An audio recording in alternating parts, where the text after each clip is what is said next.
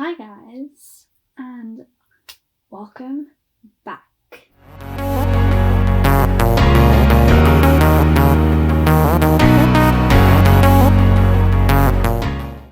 If you're a returning subscriber, thank you for watching all of my previous videos, and if you're new here, welcome to my channel. I hope you guys liked the previous story. If it obviously offended anyone, I'm very, very sorry. I never obviously choose stories that I feel like will offend people. Obviously, if some of these stories are like personal stories, again, I'm sorry if it makes you like feel uncomfortable. I honestly can never know if this is someone's proper story until it gets said in the comments. But I honestly am just doing this to sort of help myself with my confidence, and just so it helps me for getting a further career in true crime. I'm honestly not trying to be like Bailey. I know that Bailey has her own channel, but obviously when I looked up videos on YouTube for true crime, there were people who just did it sitting around, and then there were people who did true crime and makeup, and there is quite a few people who do true crime and makeup. And I figured, well, just sitting around talking about true crime can be quite boring to just stare at someone talking and then you see a picture every now and then. So I figured, well, I do makeup on my TikTok and I've done some true crime stuff on my TikTok, so why not sort of incorporate it? I have all of my makeup, so, and it's just a lot better than sitting and talking. So I figured, well, I'll incorporate all my makeup. It gives me a chance to wear my makeup and look all glammed up, considering no one's really going out properly. Although now that we can go to the pub and that, it makes it 10 times better to get sort of dolled up and dressed. So that's really all I wanted to say for this little intro. So let's get into the video. Now, this story is a very interesting story. I've looked through hundreds of interesting true crime stories. Some are good, some just aren't.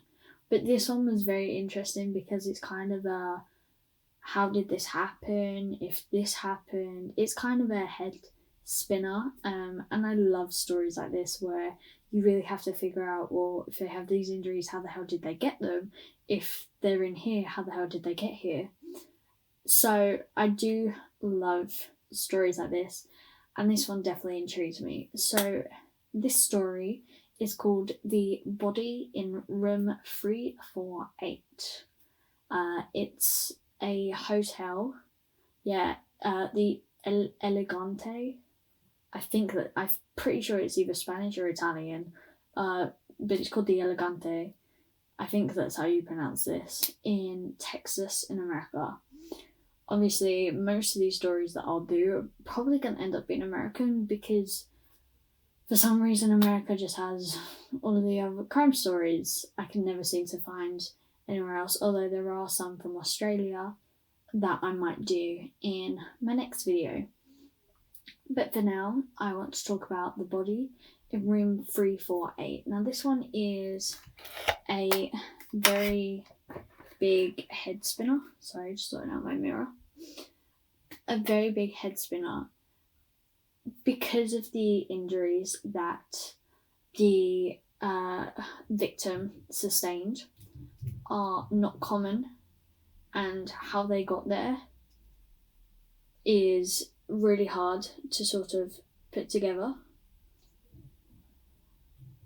and to figure it out took quite a lot of time, and it even took his wife to figure out when police couldn't actually figure out what it was.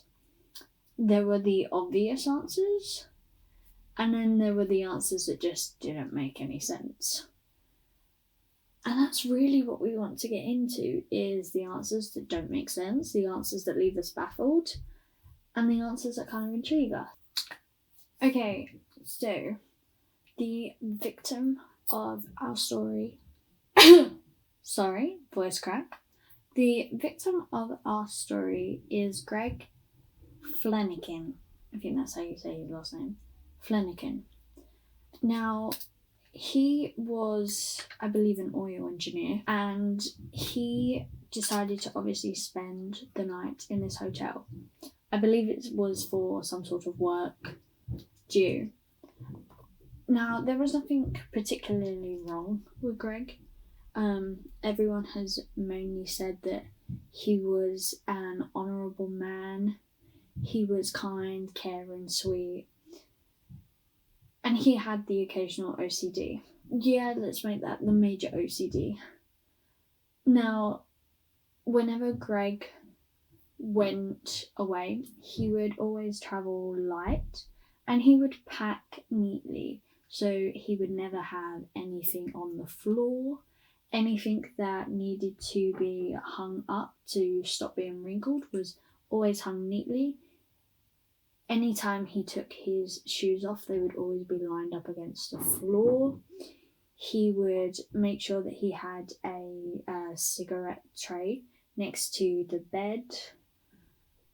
He would leave his suitcase open on the floor of his hotel room. Any dirty clothes would go into the hamper or laundry basket, whatever you call it. So he was a very sort of neat and tidy guy. At first, obviously, yeah, nothing is wrong and all that. And I believe he was away from his wife during this time. So he was alone in a hotel room.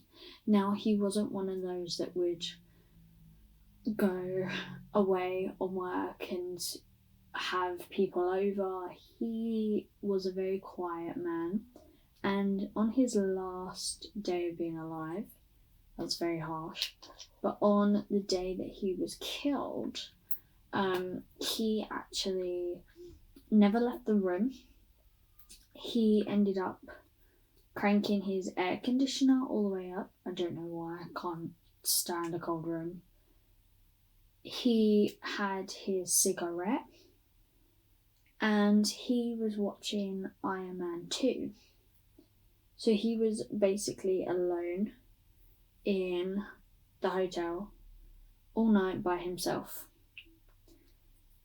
which makes this story get even more interesting. So on the evening of September 15th, 2010, at the Elegante Hotel in Beaumont, Texas, he was obviously alone. He was watching his movie.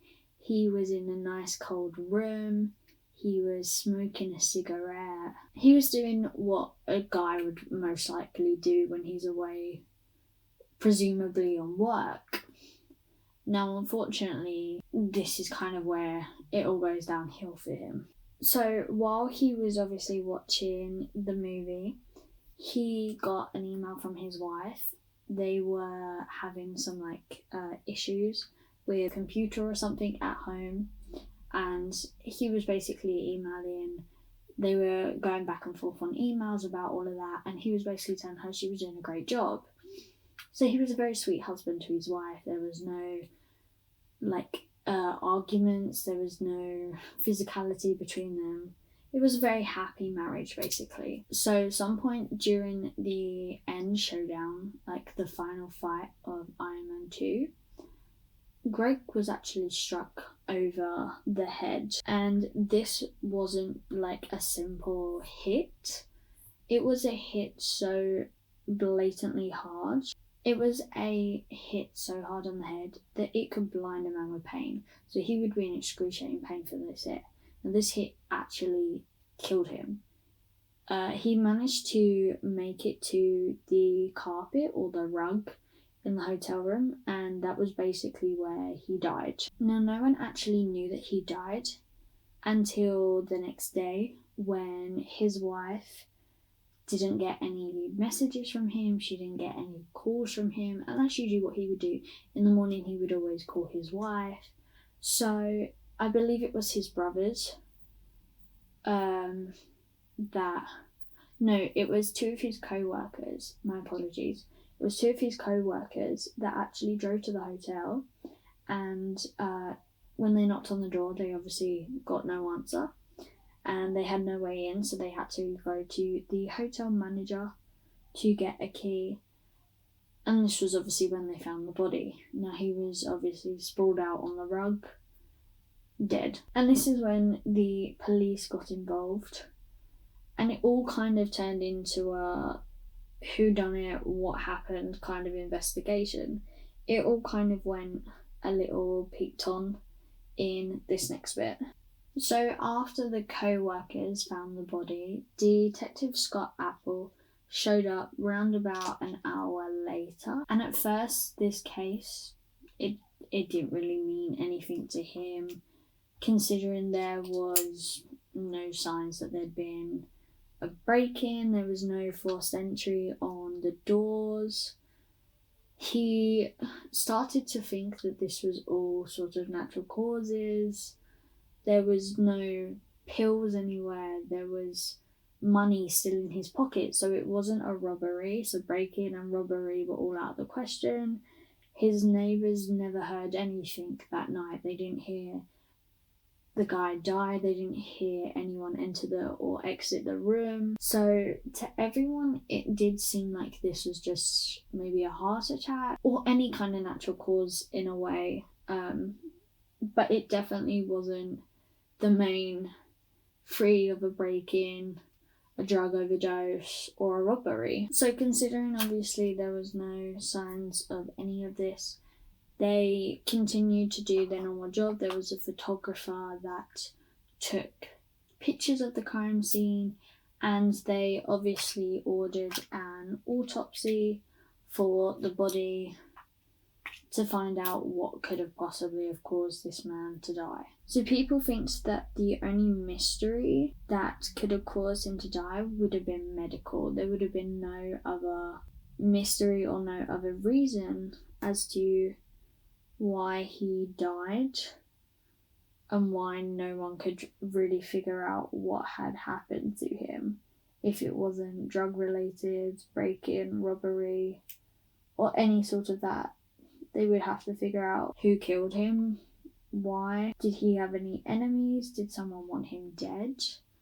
These are all things that were more than likely going through all the detectives and the coroner's head during this time. So Dr. Tommy Brown, who was the doctor who did the autopsy, now it only took him 45 minutes to actually look over the body and to determine any type of cause. He inspected the body inside and out. He measured every little thing on the body that could possibly have any indication as to what happened to this man, how he died, or anything like that. So the only inspections that he had found on the body was a dent in his cheek, which was most likely caused from the minute he hit the rug, as well as a 1/2-inch laceration of his scrotum. They seemed to find this interesting because they had no idea how this would have got there if he'd been hit from behind or even hit from the side, because a hit to the scrotum wouldn't have caused you that much pain that you would die. It would cause you pain, but it wouldn't be a blow that's so hard it could kill you. So I'm just going to read the next bit off my computer because there's quite a lot here that I wouldn't actually be able to remember. So as they inspected his body a lot further, this was where a lot of it grew a little more suspicious and a little more intriguing.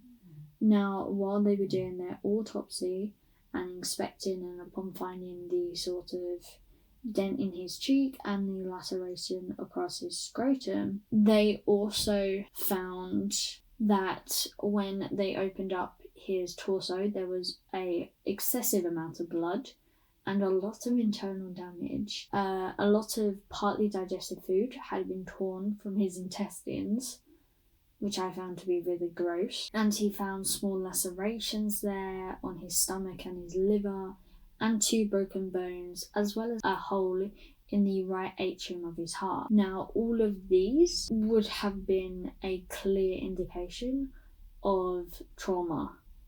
which would mean he would have had to have been beaten to death in order to have caused the amount of injury sustained that he had. Now, if he was just hit over the head, like stated, or even just died of natural causes, he wouldn't have had broken ribs, lacerations in the intestines, lacerations in the stomach and the liver, a hole in the heart. But considering there was no indication of puncture wounds or stab wounds to cause these lacerations in the intestines and that, it's quite hard to picture him being beaten to death.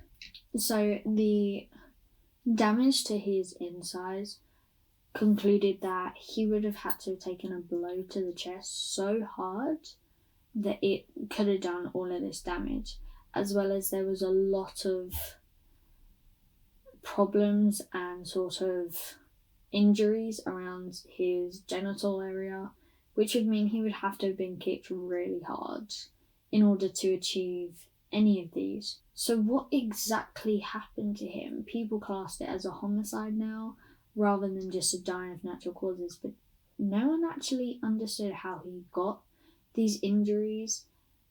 It took his wife to get a private investigator to figure out what had happened. And it's a good thing that he was hired, because he uncovered what the police couldn't. So who done it? That's what we're all trying to figure out.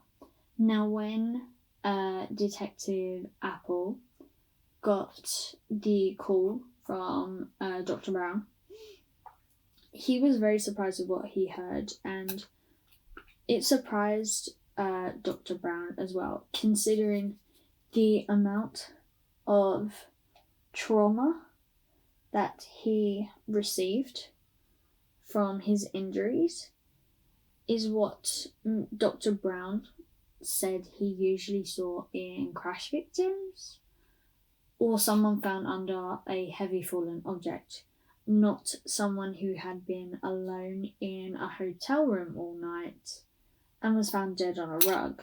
Like, what could have fallen on him? He wasn't in a car accident. So what exactly happened?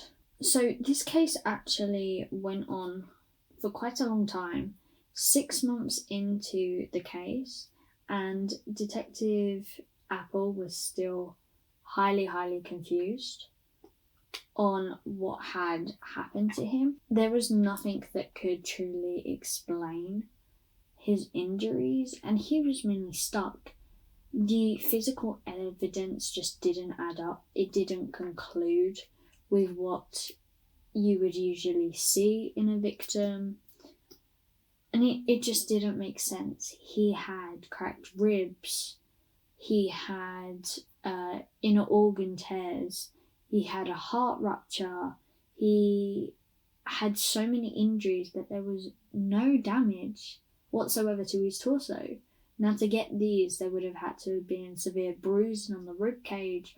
There would have had to have been maybe a stab wound near the stomach and the liver and all that. But yet his body was completely clear, which is why none of it made sense. None of it added up. None of the injuries were making any sense to anyone. Now, the only way that any of these injuries would have made any sort of sense would have been if he had been beaten up in the hallway or the corridor and then brought back into his room. There was just no indication that he was beaten up, though, which is what stumped every detective. It stumped everyone. How could he have had such a bad injury in a hotel room without anything being touched, anything being moved, any sort of ransacking going on, or clothes that have been out of place, shoes that have been moved and all that? Everything was perfect in this hotel room except for the body. So the all-important question is why? Now, Greg didn't have any enemies. There was no one that would want to harm the guy. There was no one out there who would want to kill him in a sense. And the detective obviously started to talk to the wife to figure out if anything could have gone on that may not have been told. But she was as clean as ever. She was a sweet young girl. She was a singer in a rock band. They met when they were like quite young. She was only in her 20s when all of this happened. She was not only sad, but she was angry at his death. Who can blame her? And it was such a lovely sort of love story between them, considering they married twice. They married when they were kids, and then unfortunately I think things happened. They ended up parting ways, did their own thing, but then they ended up coming back together and married again, and it said they had been married for 15 years. Now obviously that is quite a long time to be married to someone, but it's quite sweet to know that they'd sort of married each other as high school sweethearts, if you want to say it like that. So he wasn't the type of guy to be seen at bars. He wouldn't go out drinking. He wouldn't do a lot of things that anyone else was. He was liked at his company. He would often stay in his room rather than come downstairs and see anyone. He would usually stay in his room until morning the next day. So he wasn't one of those people that could possibly get drunk and end up in a bar fight with someone, and this could have easily been one of the reasons for his death. Was maybe he had gotten drunk and really annoyed someone in the bar, and then this is what caused his death. That wasn't the type of person that he was. And he didn't sort of pick up women. He wasn't a philanderer. If you don't know what that word means, he wasn't a womanizer, basically. He didn't pick up girls. He didn't have affairs and sleep with people. He wasn't a drunk. He wasn't a physical man. He didn't like to get into fights. So he was basically the perfect guy, and yet someone killed him. So earlier that day, records showed that during the evening when Greg was heating up popcorn for his film, that he had actually blown a fuse. And this fuse actually knocked out the power in the adjacent room 349, as well as rooms underneath his. And he actually, obviously, he reported it to the hotel manager, and he confessed his role to the man who came up to reset the breaker. So the first theory obviously involved sex. Now, it was said that apparently the maintenance man that was hired to restart the breaker actually had a record for being a sex offender. So people started to think maybe this was some kind of assault by him to Greg.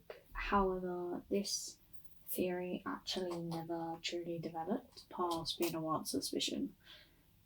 I don't know whether it was because there wasn't evidence to prove this, or whether he actually was a sex offender. But yeah, it never went past being anything but a wild suspicion. Now, the other theory happened to do with the adjacent room of 349.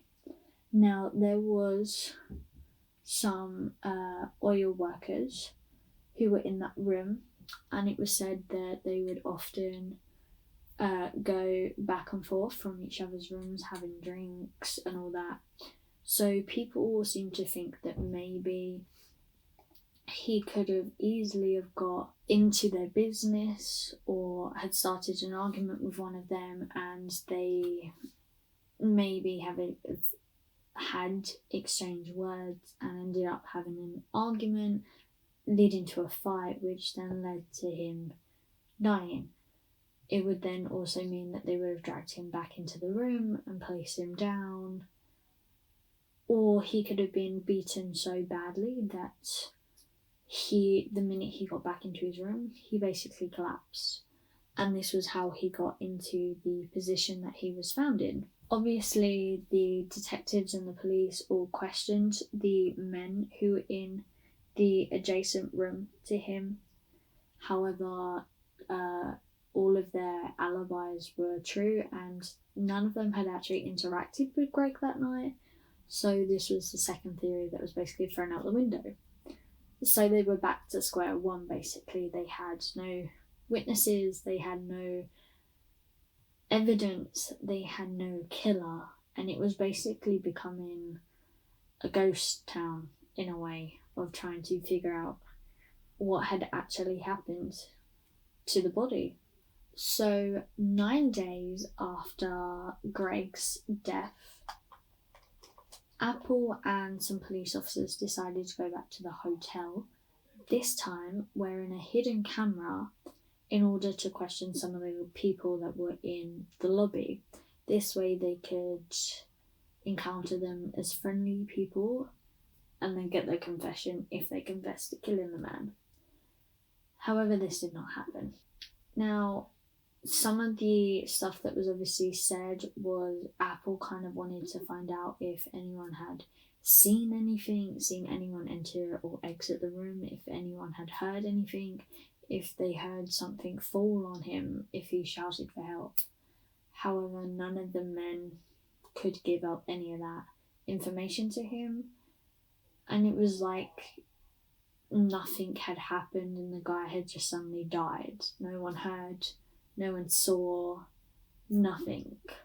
It was as blank as ever. So they interviewed more and more of the electricians, trying to get any sort of indication as to what had happened to him, how he could have died. However, none of the electricians seemed to know what could have caused his death, but they were all happy to give their numbers over to the detective in case anything sort of came up that they might have needed to know. Now, weeks went by, and then months went by, and there was still a dead end. Now, the detective started to think that maybe Susie could have had her husband killed. Now, she was still that sweet girl who married her high school sweetheart, basically, and why would she want to kill him? What was the indication that she did? He even considered Greg's brother if he had him killed. However, there was no indication that either of them had Greg killed in any sort of way. So they're back to having nothing, basically. And this case was getting harder and harder by the minute. Now, considering Detective Apple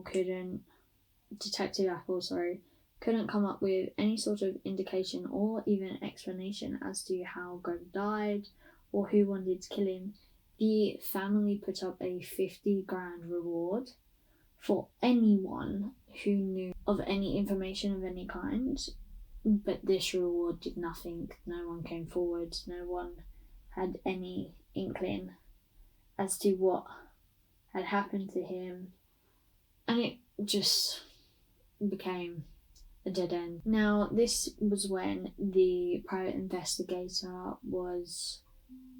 detective was introduced into the whole story. He met with Detective Apple, they reviewed the case, they discussed everything, but that was the last time that they actually saw him. But that's not the last you'll hear of him. Now, obviously, this would then mean that the case was growing cold. It was about to be a closed case, and there was just no evidence, no notes, nothing. So with the last detective not really showing up anymore, they then found a new detective, and this was, oh god, I remember that hasn't moved. This was Ken Brennan. Now, he was a former Long Island cop and a DEA special agent who turned to being a private detective, and Susie basically got in touch with him in hopes that he could somewhat help with the case and help with figuring out what had happened. And this was exactly what he was going to do. He was going to help in some shape or form that he could. So the reason that Brennan actually took the case was because he found it very mysterious, and that apparently there were so many areas to explore in this case. So the somewhat areas that were fresh to explore, to Brennan, they were something new and something fresh, whereas to Apple, they were just pointless, they were dead ends. But not to Brennan. He saw things in a fresh pair of eyes. He saw things completely different to how Apple did.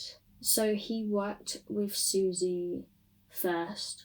He would ask her a lot of intense questions regarding Greg and their relationship, presumably. So he asked her about the relationship, about Greg's faithfulness, about insurance arguments, about if his wife had a clear motive to kill her husband. So he basically worked Susie quite hard on these questions. He wasn't going to give up without getting some sort of answer in this case. And that's exactly what he was going to do with Susie. He wanted answers, and he was going to basically get them any way he could. So the one thing that Susie said she found quite odd about the case was the fact how the next morning she was surprised that the room he was staying in was so warm, considering how he liked to have the AC cranked all the way up. So could this have indicated that someone tampered with the AC? Or could this just merely be some sort of coincidence in the case? The following morning, Apple picked up Brennan and took him to the crime scene so that he could see for himself what had truly gone on. They reviewed crime scene photos, they went over the autopsy results, they reviewed what he had done over the previous 7 months of his life.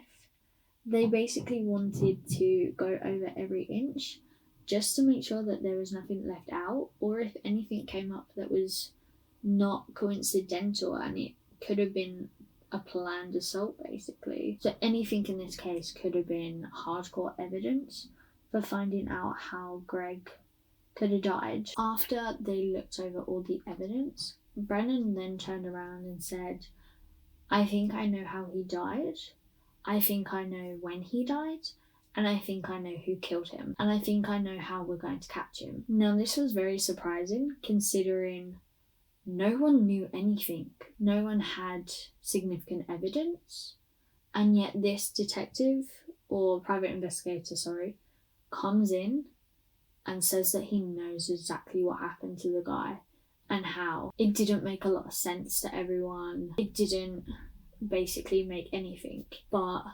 they decided to call the guy's wife. So they called Susie on her cell phone, and the first question that they asked his wife, "Is your husband left or right-handed?" Now this is actually very clever, and I don't know why detectives in that didn't think of it, because one of the main things you get taught to uncover something is usually always someone's handwriting. If their handwriting is slightly italic or cursive, how they hold the pen, how they write, are they left or are they right-handed? Most of the time, handwriting has usually been what's got people caught and has usually been what's got people sentenced to life, because they've done everything so good up until a point where they forget that their handwriting can be what actually gets them put away for life. Oh, my table is moving. So, obviously, he asked if he was right or left-handed. She then replied that he was right-handed. He then asked what hand did he smoke with, which she replied he smoked with his right. He said, "Are you sure?" And she knew, she was positive. She knew exactly what hand that he smoked with. And the minute she said that, he hung up the phone and decided he would obviously explain it to Apple, considering he had absolutely no idea what he was saying or even why he asked the question. Obviously, because Susie had actually mentioned about how cold the room was when obviously he turned up the AC and all that, and how he kept his room cold, this actually allowed Brennan to decipher when the acquired time of death was. Brennan saw it as the reason that obviously it got hot in the room was because the AC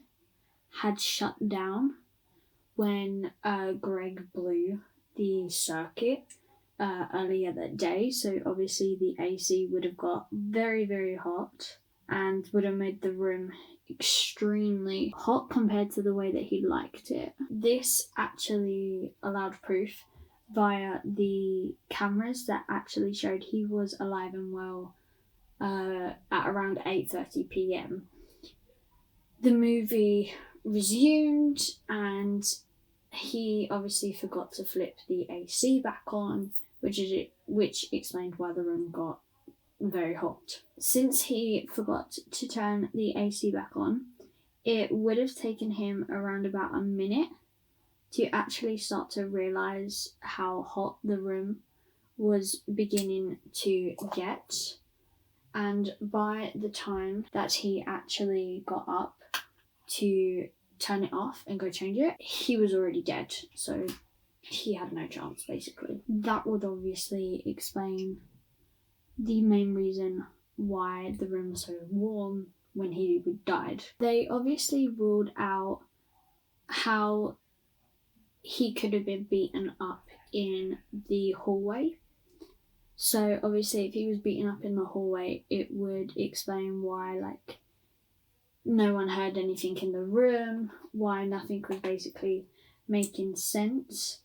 However, the cigarette showed evidence that that was simply just not the case. It was his death in the room because the cigarette was still in his hand, and I think it was still kind of a light in order for them to sort of rule this out of the scenario, because if it had been outside he probably wouldn't have had his cigarette with him, or the cigarette probably would have been put out in the fight if there was one. So the other part, obviously the reason why he wouldn't have been beaten in the hallway is because the attackers wouldn't have put so much time into placing him on the ground, putting a cigarette into his hand, and making sure that his hand was under his body. The way he fell made it look like they wouldn't put in that much effort to do something like that.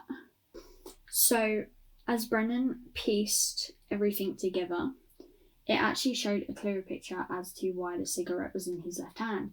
And that was because he obviously got up and lit the cigarette in his right hand, but then switched it to his left hand so that he could grab the door handle with his right. So that would obviously make sense as to why the cigarette was found in the opposite hand.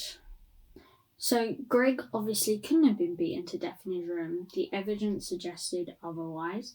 There was nothing to conclude that anyone had attacked him, and yet he was dead in his room. He died quickly from his wounds, and yet somehow all of this happened. He did die. He was possibly attacked. And this is kind of what led them back to the electricians.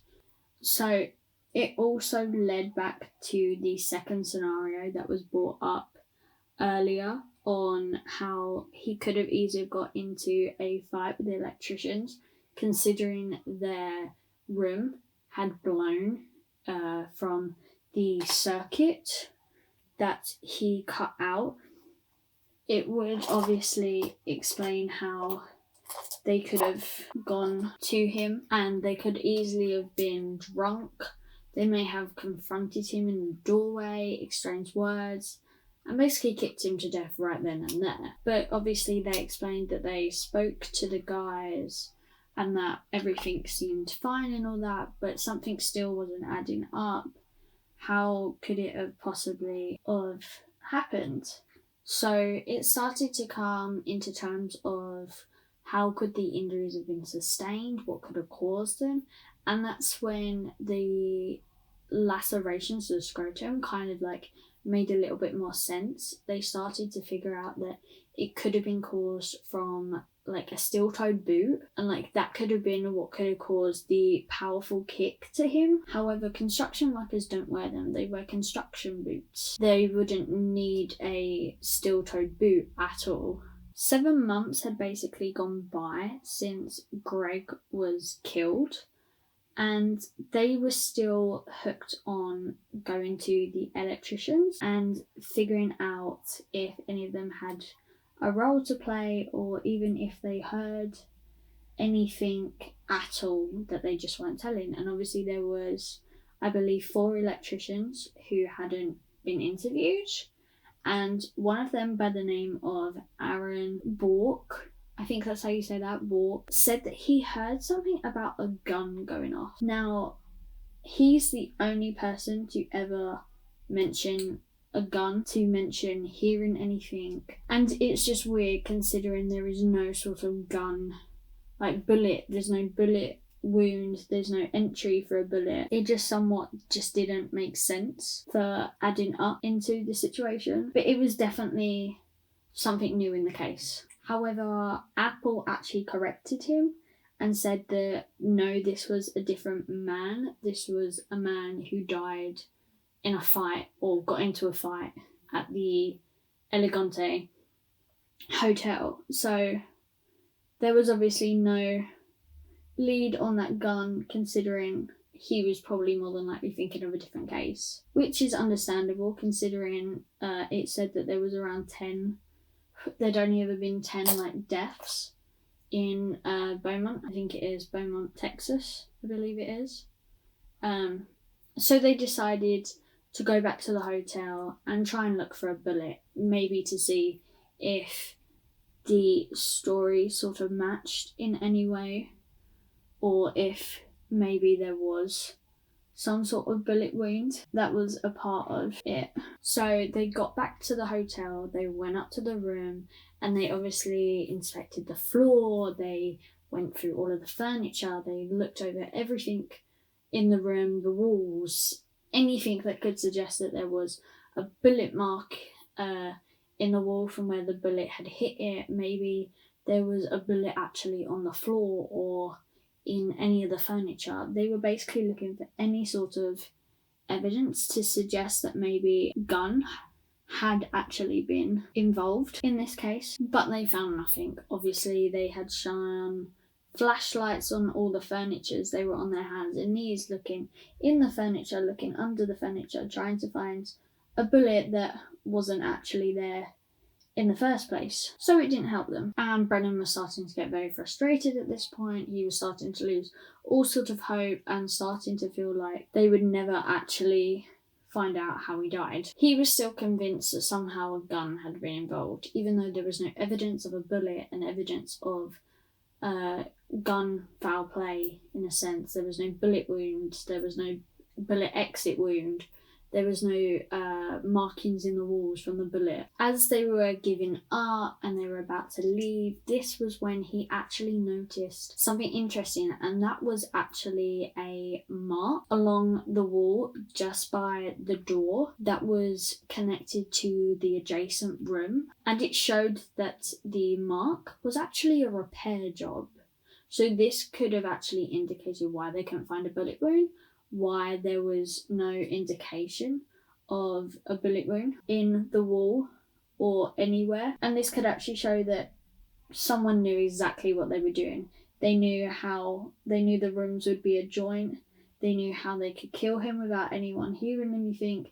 And they basically knew how to repair a wall. It appeared right where the handle of the door would hit the wall. So when you open the door, most of the time, unless you have a door stopper, it would smash into the wall. I know that from our front door, it made so many dents in our wall because we would slam it against the wall and it was always dented. However, when he brought the door towards the wall, the marks didn't match. The door handle and the mark on the wall weren't joining together. They weren't an indication that it was actually a door handle that created the mark, which could have meant that it most likely was a bullet wound, or a bullet, sorry. They obviously, having seen this on the wall, they decided to enter the adjacent room of 349. This was obviously the room where the not the electricians, I think it might have been the electricians, were in the room, and they wanted to see what it was, if it was actually what they thought. And when they got in the room, there was absolutely no mistaking what they found. I really hope you guys can see me.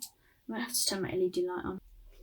So Brennan stood alongside a small neat hole in the wall that had been... So Brennan stood right next to the small hole in the adjacent room to obviously figure out what it was. And when he stood next to this hole, he actually found that it had been patched up with a pink filler, which was actually toothpaste. He measured the height against his hip and then walked back to 348 and measured the indentation. I think that is usually what you do. You always measure a bullet wound with either your shoulder or your hip.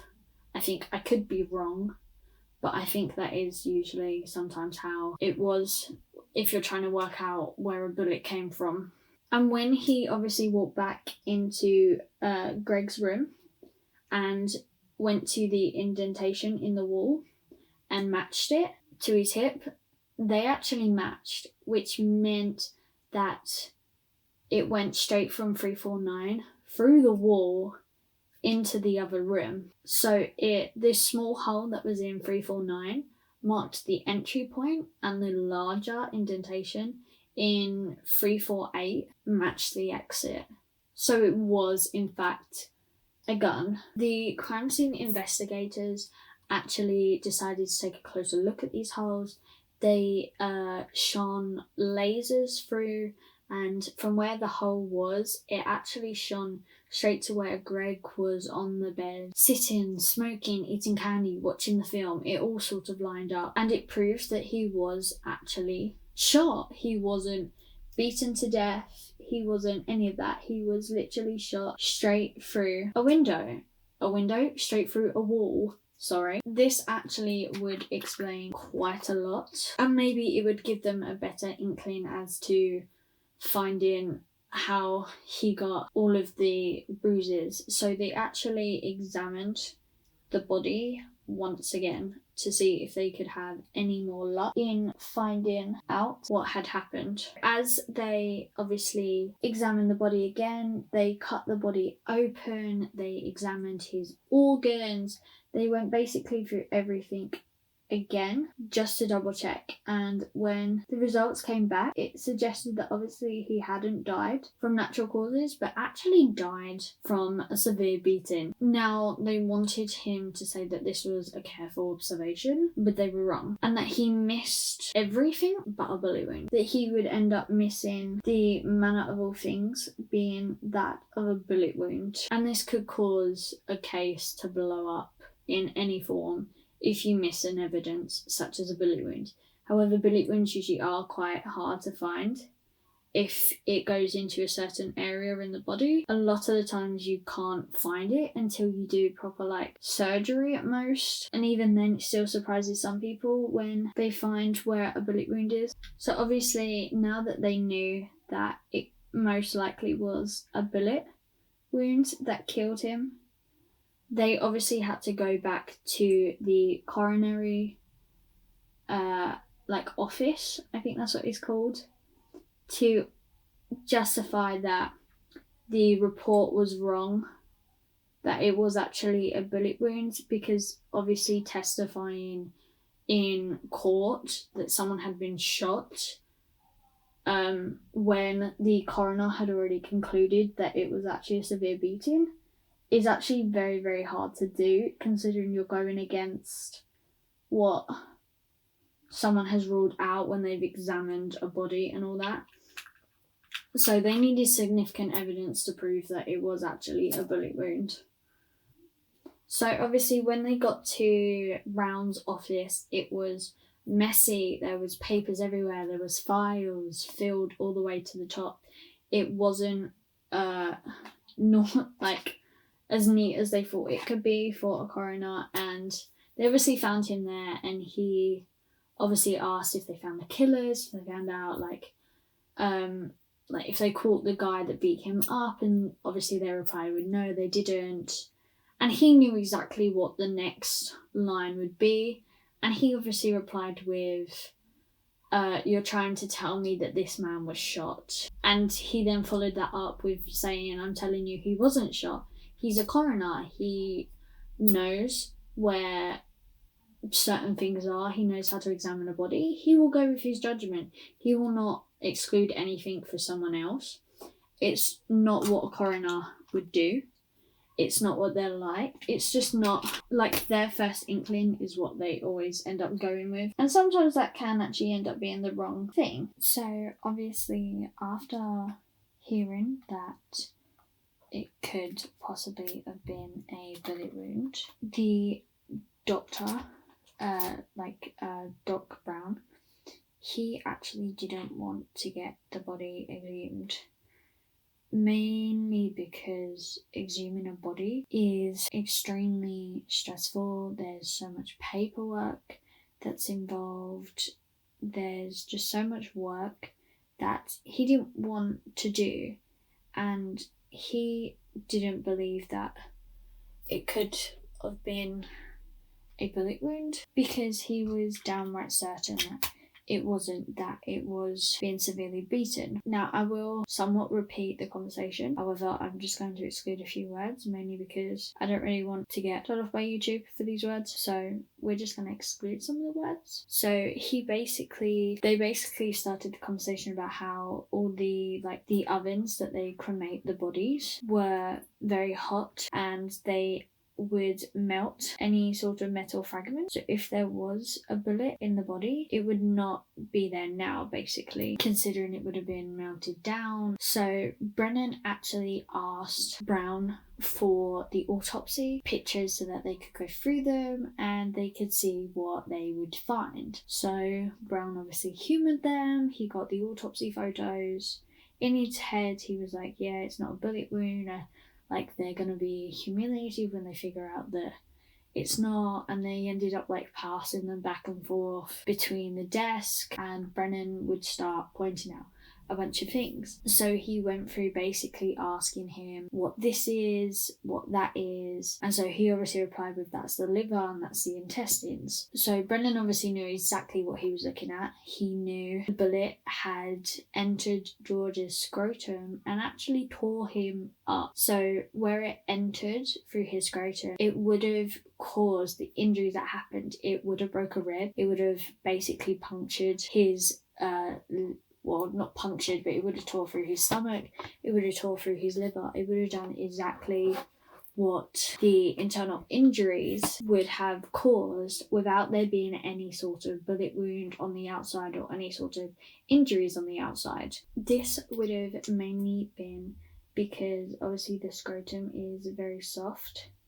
it's very pliable, which means it could be basically the best entry for a bullet wound without anyone actually noticing or seeing it, basically. And the sort of, I hate saying this, but the skin that's there obviously would have folded over and would have like covered the entry wound and made it like less obvious to obviously see and to tell. He basically asked the doctor if it could have been if like his injuries, aside from it possibly being blunt force trauma, could it have been a bullet wound? And he basically replies, yes, it could have, but this is not what happened. This man was beaten. He was so hostile that he was actually beaten that it couldn't possibly be a bullet wound. But he obviously replies to him saying, but could it actually have been a bullet wound? Which it could have. And he had actually found evidence in the photo that actually supported his claim that it was a bullet wound.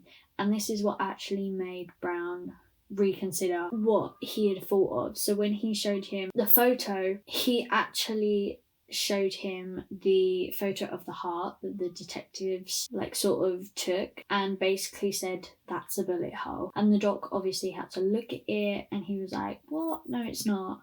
And he was like, that's a bullet hole. And he explained that sometimes when a man is kicked or hit with a blunt object, that in the chest, it's usually the right atrium that bursts.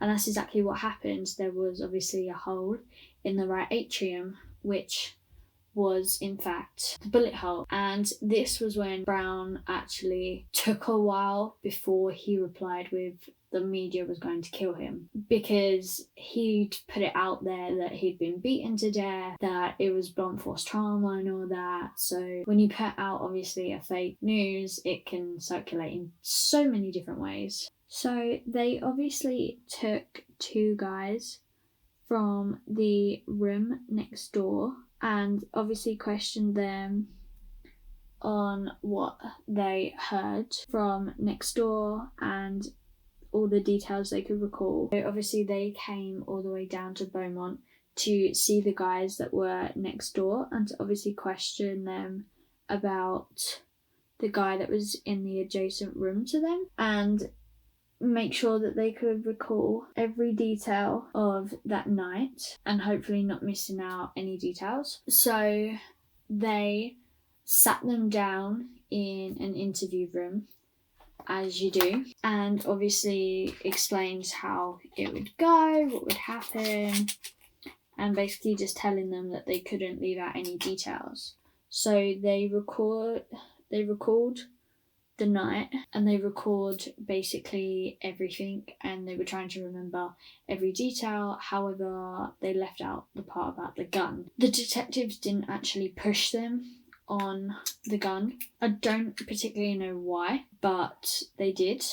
Yeah, so the person that they questioned was Tim Steinmetz, who was in the room next door to Greg when he died. The other person was Lance Miller, I believe. So they obviously were interviewing him and he was trying to recall everything that happened. And they basically said about, did you hear that the guy next door to you died?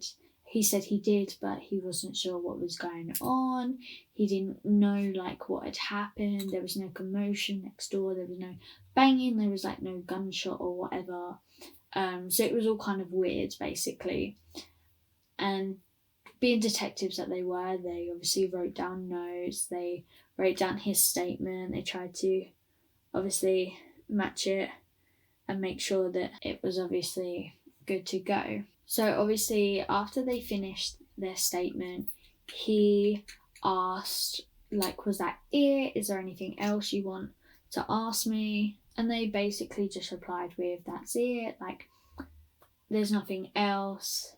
But they then read back his statement to him. So they obviously read his statement back to him. They read it out loud and made any corrections that you think he made wrong. And he noticed that Apple had actually put down that he was an apprentice.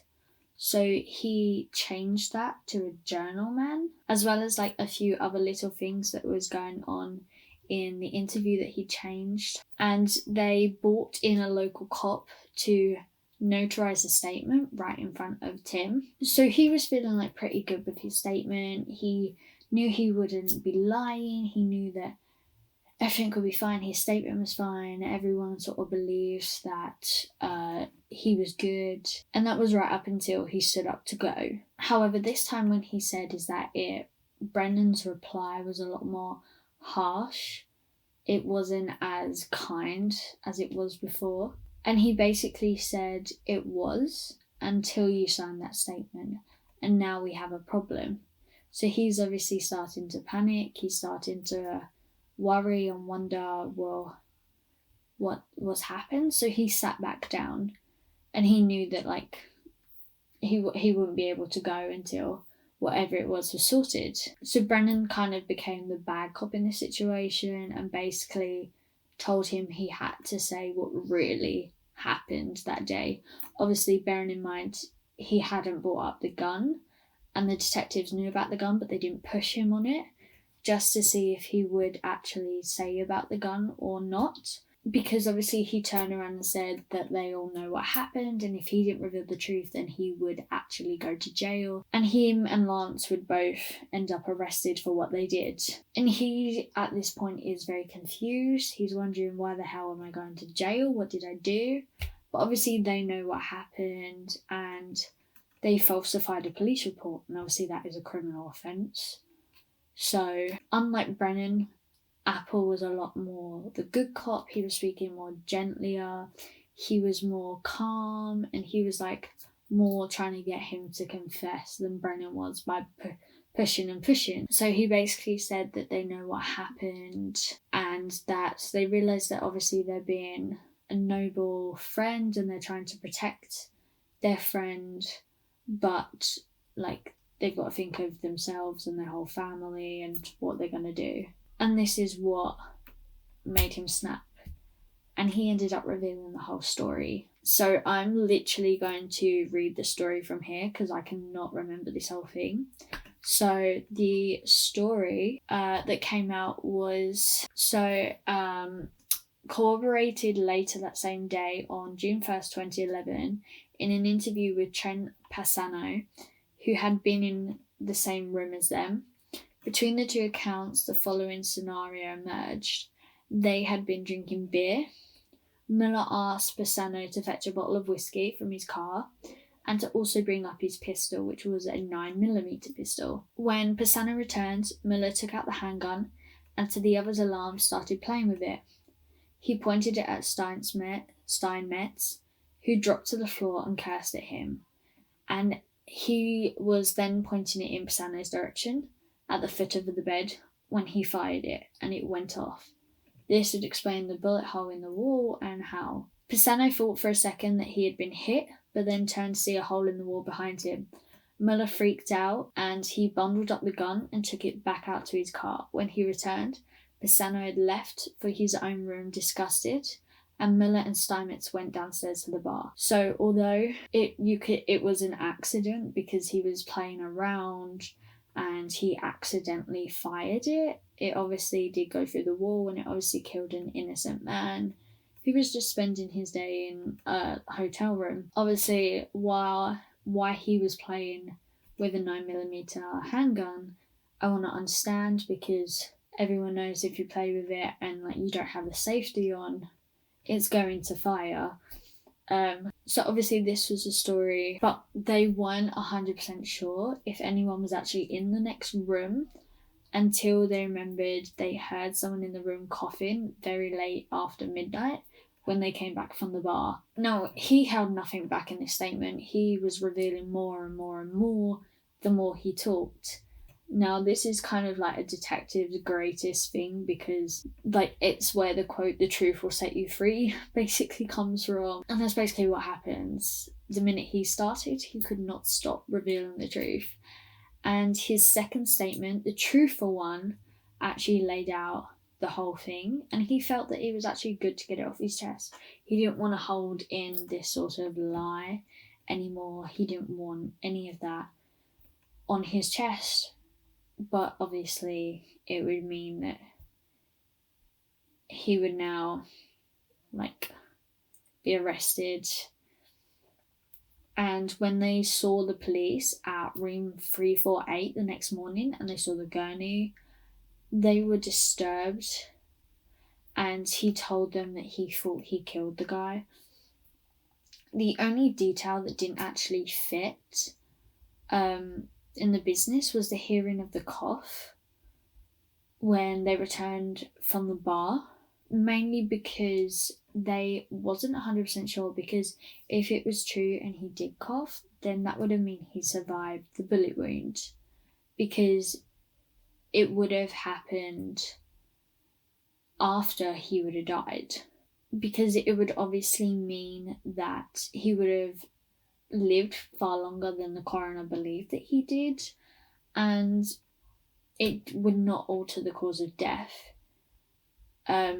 If anything, it meant that there was failure to check on him or to call help, and it was more than likely that they actually heard him cough the previous night rather than the night that he was actually shot, because it wouldn't line up with the time of death and the time that they said that he was coughing at.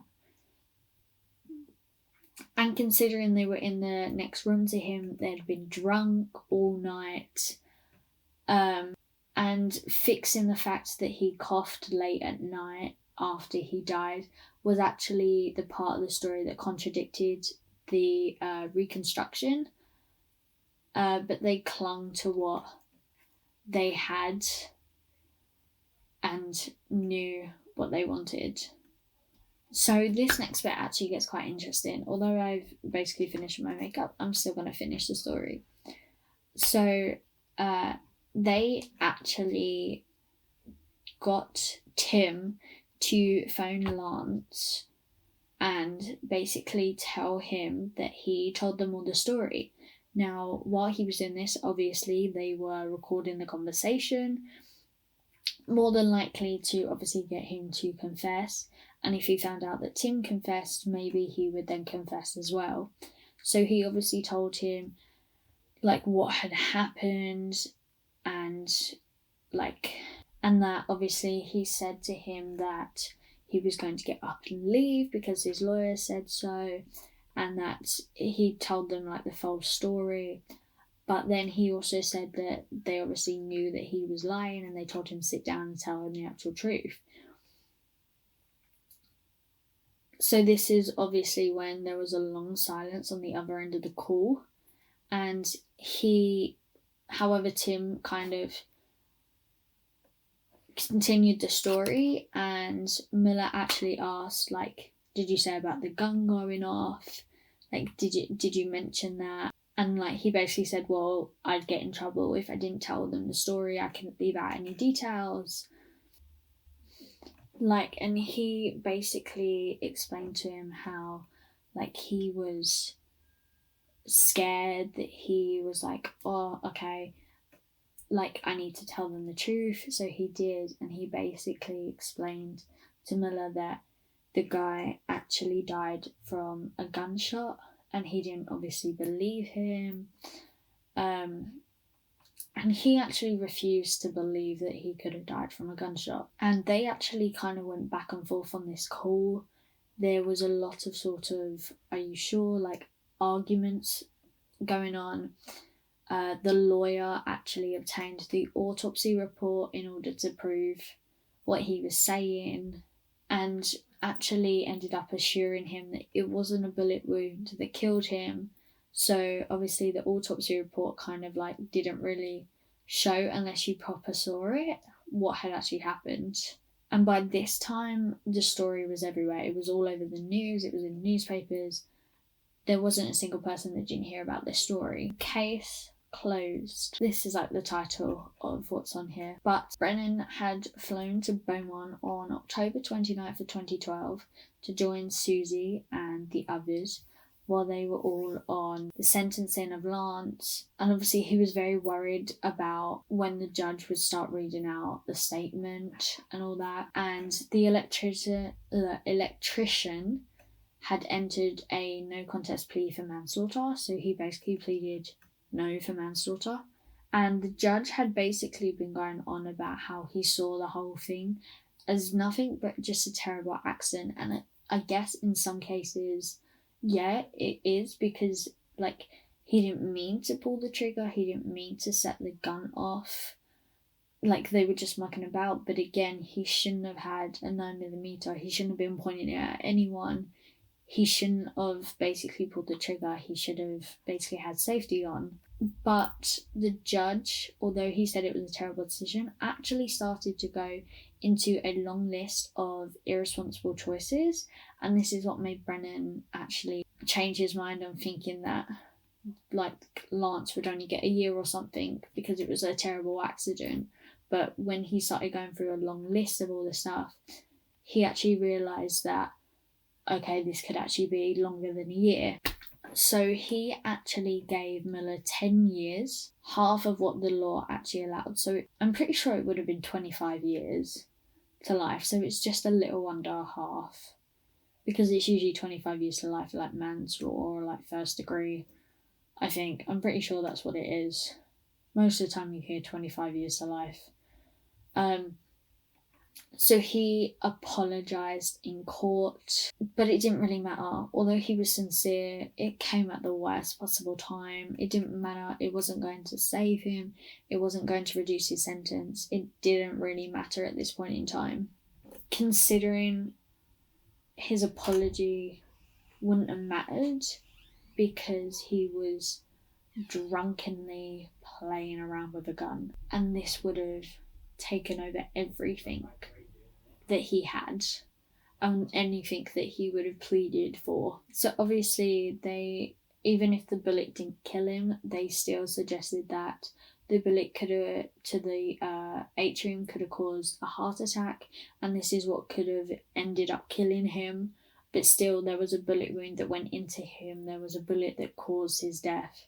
It wouldn't have mattered what the coroner would have said. So they obviously ruled out that he didn't die of blunt force trauma, thank God, considering everyone was like, no, it's trauma, he was killed by assault, it was all this, it was all that, but it really wasn't. It's highly unlikely that he would have been charged with manslaughter, much less have gone to jail. So if he had been honest and he had just come forward, he would have got a much lesser sentence than the one that he'd got.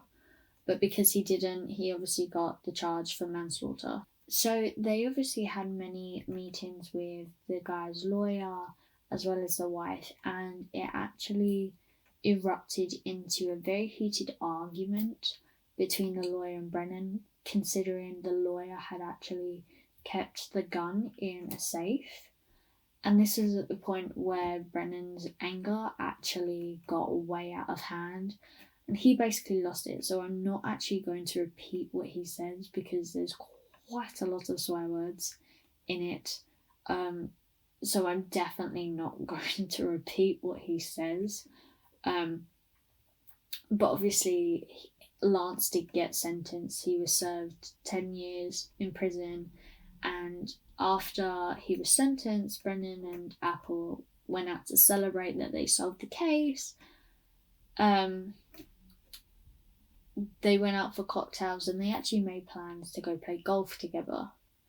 And obviously on the same day that he was sentenced, Susie actually had the chance to go speak to him, which she did. And she basically said, I have waited over 2 years to look you in the face, eye to eye, and simply have the chance to speak directly to you. You would never have come forward with the truth. You murdered him. No, you didn't intentionally seek him out to murder him, but you murdered him. With every lie you told, with every intentional selfish deception, with every cover-up over and over again, you saw his body taken out of the room in a body bag the next day. You knew you killed him, and he meant nothing to you. So obviously, she was happy that she got to say this to him.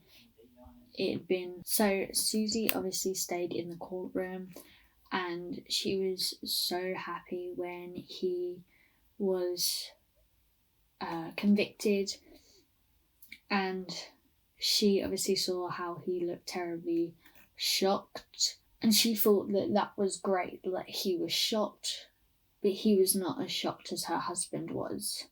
And obviously he knew what had hit him when he was in that room. He knew that a bullet had hit him moments before he died, And Muller knew exactly what he did. He knew what he did, and he covered it up, and he lied, and he made other people cover up the truth. And it basically just shows that obviously you just got to be careful with what you do. And it's like, he made one wrong mistake and it cost him not only his life, but it took someone else's life away. And it's just hard to think about so many people that would like play with guns and think there's no consequences when it proves that there is. So I hope you guys enjoyed this video. Hope you enjoyed this makeup look. I really love my eyeshadow and I'm loving my new eyelashes. I will obviously put down all of my makeup in the below, in the comment section below. I hope you guys enjoyed this. I hope you liked this story. I hope you found it interesting like I did. Sorry if I kept having to go back and forth. There was just quite a lot that obviously you can't really remember, and there's a lot to get into. I did skip a few bits that I felt weren't irrelevant for the video, and I just felt like would probably end up boring you guys to death. If any of you took offence to this video, I'm sorry, let me know in the comments. Obviously, I can never really know if a story is going to offend someone, if it's related to someone, or if someone knew someone, because you never can tell unless you were there and you know who these people are. So I'm sorry if that does happen. I'm not intending to do it. I'm just doing this for fun. I'm doing this because I want it to be my future career. I'm studying at a college. I'm going to university to study journalism and crime and all that. So I just wanted to do this as a bit of fun. My channel is about lifestyle. There's going to be productivity when I get my new iPad, when I do my unboxing of my Apple Pencil, when I do my shopping haul videos, which hopefully one will be up on Sunday if I manage to film it on Saturday. We will see, it might end up being up on Monday instead, but we will see what we can do. Anyway, I really hope you guys like this video. Thanks for subscribing if you're new here, and let me know in the comments what true crime stories you want me to do next. If you want a more famous story that everyone knows, or if you do like these ones that are new to you and new to me, because I will do any story that there is. So that's it for now. Bye guys.